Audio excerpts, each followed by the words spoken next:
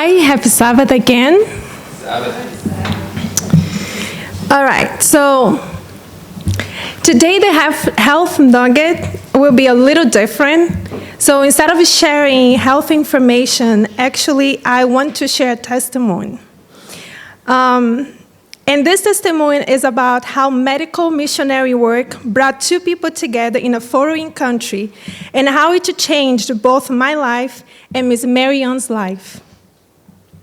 Why talk about medical missionary work? Why the medical missionary work is important? Because it is the divine plan. And we can find this in the Ministry of Healing, page 140, that says, "It is the divine plan that we shall work as the disciples worked. Physical healing is bound up with the gospel commission. In the work of the gospel, teaching and healing never to be separated." So in 2023, I left the United States for Canada. What I thought would be a simple one-week trip just to attend an immigration interview, receive my visa stamp, and return to U.S. became something completely different. God had other plans. During my interview, I was asked to explain the connection between my religious work visa and my role as a hydrotherapist. For those who don't know, hydrotherapist is a therapist that works doing treatments with water. In other words, what does water have to do with saving souls? That was exactly the question that they asked me. In that moment, I realized something very painful. I was not fully convicted of the power of the health message.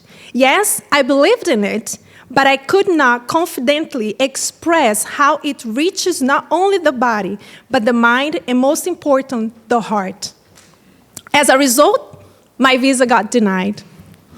That denial forced me to ask myself, do I truly believe that the health message, medical missionary work, can reach hearts and bring people to Jesus? I felt so discouraged. I want just to give up and return to Brazil. But if I had done that, I would have missed the most beautiful, transforming experience of my life. I decided to apply for the visa again. The next and last available appointment for that year was at the end of the following month. That meant I would need to stay in Canada for almost 2 months. And just an observation, I didn't know anyone there.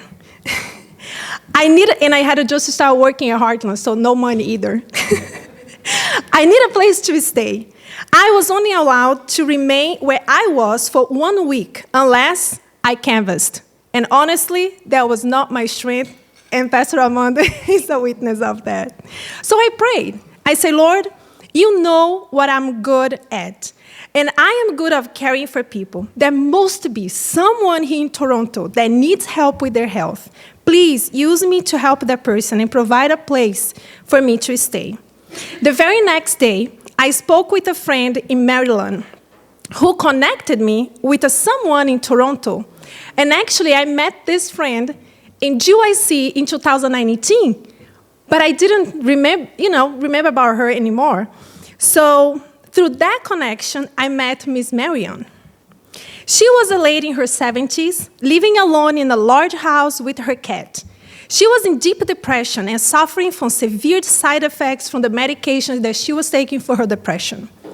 When I first walked into her home, I can remember this was today. She was leaning on her counter in the kitchen, and she looked at me and said, "Thaís, you are the answers to my prayer. A few days ago, I was laying down in my bed and prayed, Lord, if you don't send someone to help me, I will stay here in this bed until I die." While I was praying for someone to help, she was praying for help. God is amazing. God certainly had a work to do in her life, but the greatest work he needed to do was in my own heart. For the next 2 months, God led me into deep study, prayer, and practical application of everything I had learned at Heartland into a wellness retreat and Living Springs retreat. We began a simple health program based on the 8 laws of health, the New Start: nutrition, exercise, water, sunlight, temperance, air, rest, and trust God. I make sure that I went through all of them with her. So we prayed together daily. Because of the medication side effects, her mouth was swollen, sore, and bleeding. After much prayer and careful consideration, we both, in prayer, decided to stop the medication. Again, this was a serious decision, not something that I generally recommended to anyone, especially under depression medication, because of the withdrawal side effects. But the following week, when she went to the doctor, she told all the side effects, he looked at her like, "What did you do?" She said, "I stopped." He said, "Good, good." So he acknowledged that the medication was harming her very bad.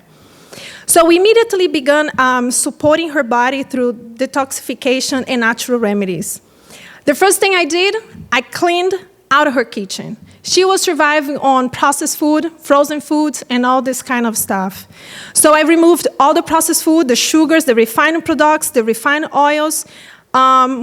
We took her to the grocery. I teach her how to buy the health stuff.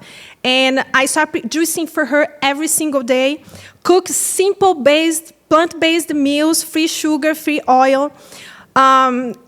We bought a rebounder, which is the mini trampoline, because even though it was the beginning of April, but for me was the severe winter that I ever experienced in my life as a Brazilian.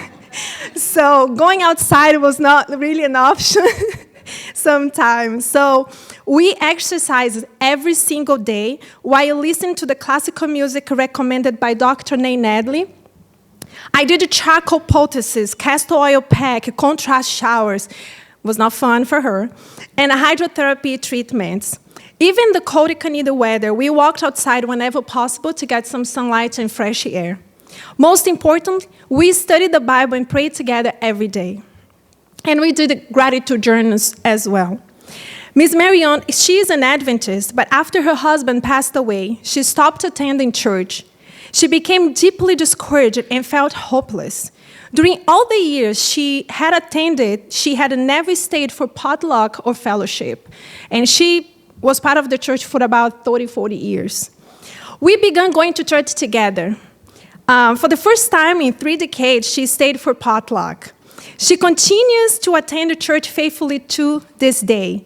Now she's supported by the church family who regularly visit her home to hold Vespers with her and encourage her in her walk with God. And one day, I saw something I had not seen in weeks. She smiled. Was it easy? No. Did we cry together? Yes.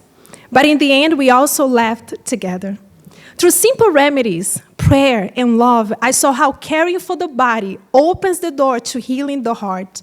I witnessed how the health message is not just about water, food, or exercise. It's about restoring dignity, hope, and faith. God sent me to Canada. I think I needed a visa stamp. Instead, he gave me conviction. He showed me that medical missionary work truly is the right arm of the gospel. It reaches places sermons alone sometimes cannot reach. And in helping Miss Marion find healing, God healed my unbelief and strengthened my faith. That is the power of the health message. I would like to share a few quotes to encourage you to take part in this amazing work. The first one is found in Counsels of Health, page 533. I wish to tell you that soon there will be no work done in ministerial lines but medical missionary work. And Dr. John Sheen says, medical missionary work is for everyone, not just for healthcare professional. It's for everyone. It's for you. It's for me. After those 2 months of a fascinating experience, I was ready. I returned to the embassy, not with a knowledge, but with a living testimony. This time, I was not speaking from theory. I was speaking from my own experience. What began as a visa denial became a divine appointment. And I want to close this health nugget with these 2 quotes. The first one, both is from the Testimonies for the Church. The first is volume 8. The other one is volume 7. The medical missionary work is to be the work of the church as the right arm to the body. The third angel goes forth proclaiming the commandments of God and the faith of Jesus. The medical missionary work is the gospel in practice. And the other one says, medical missionary work is the right hand of the gospel. It is necessary for the advancement of the cause of God, as though it, man and woman, are led to see the importance of right habits of living, the saving power of the truth will be made known. As the treating hand of the third angel's message, God's methods of treating disease will open doors to the entrance of present truth. I encourage you to begin your journey towards becoming a medical missionary by first reading the Gospels and carefully observing how Jesus ministered to people's need. Christ devoted more time to healing the sick than preaching. His life is the perfect model of true medical missionary work, blending compassion, practical service, and spiritual truth. Next, read The Ministry of Healing by Ellen G. White. This powerful book provides clear guidance on Christ's method of ministry and explains how we can follow his example in serving others physically, mentally, and spiritually. And one more suggestion, you may consider enrolling in short medical missionary training.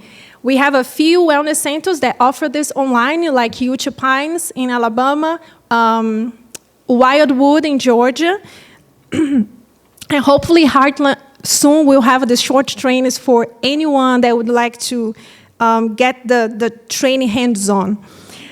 These programs provide practical tools and hands-on principles that prepare you to serve effectively in your community and beyond. In conclusion, the path of medical missionary work begins with a Christ and sustained by a heart of compassion and a willingness to serve. As you study his life, gain knowledge, and seek practical training, you'll be equipped to bring hope, healing, and light to a world in great need.